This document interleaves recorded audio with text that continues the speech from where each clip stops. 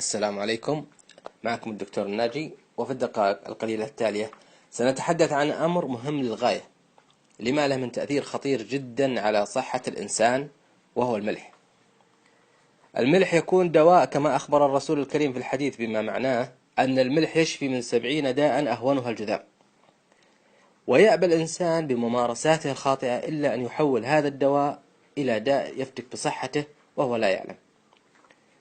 يكون الملح دواء إخواني عندما نستخدم الملح الطبيعي الغير مكرر بالكميات الصحيحة، ويتحول إلى واحد من أهم المسببات لأمراض خطيرة باتت تفتك بنا عندما نستهلك الملح المكرر.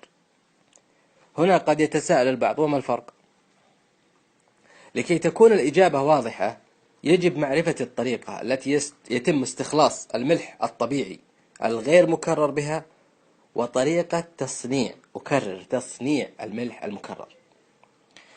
الملح الطبيعي الغير مكرر يستخلص بالطريقة ذاتها التي كان يستخلص بها قبل أكثر من 2000 عام، وذلك بتبخير الماء عن طريق الشمس، لنحصل على الملح الطبيعي بكل عناصره الطبيعية التي تتواءم بشكل عجيب مع احتياجات أجسامنا من معادن وأملاح.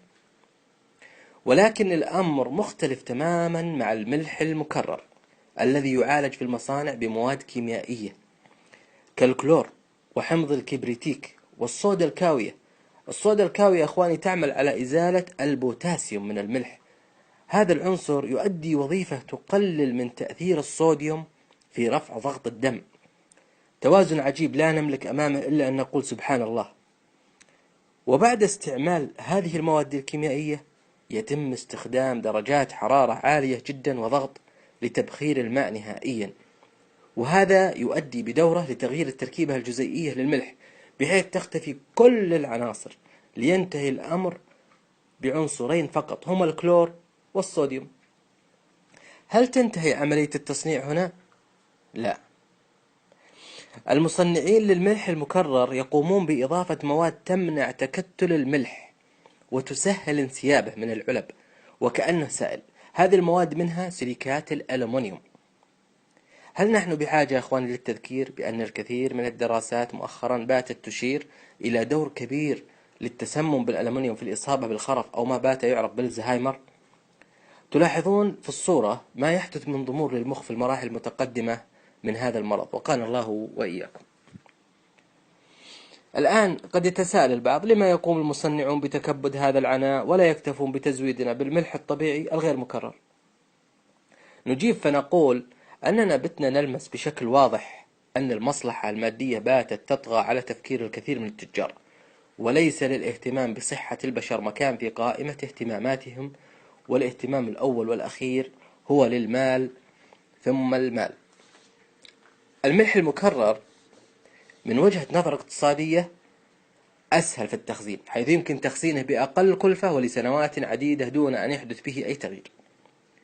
ولا ننسى أن الملح المكرر بلونه الأبيض الناصع هو أكثر جذبا للمستهلكين، كما أن انسيابه من وسائل الجذب الأخرى للمستهلكين، والفضل في هذا الانسياب كما أسلفنا لسيليكات الألومنيوم وغيرها من المواد الضارة.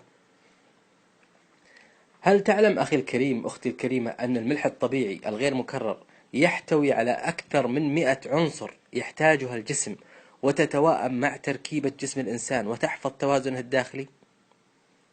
هل سمعتم عن ما يعرف بالبي اتش؟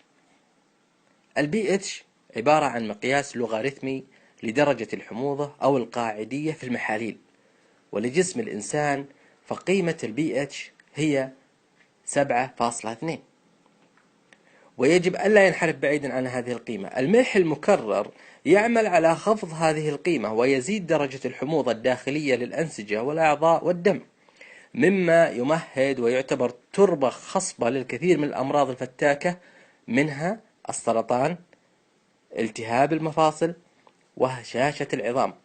وصدقا ما هذه الأمراض سوى أمثلة، ولنعلم أن خفض البي اتش وزيادة الحمضية يؤثر على وظائف الكلى والكبد والدماغ سلبا، ويؤثر بشكل كبير على مناعة الجسم التي لا غنى لنا عنها لمحاربة الجراثيم.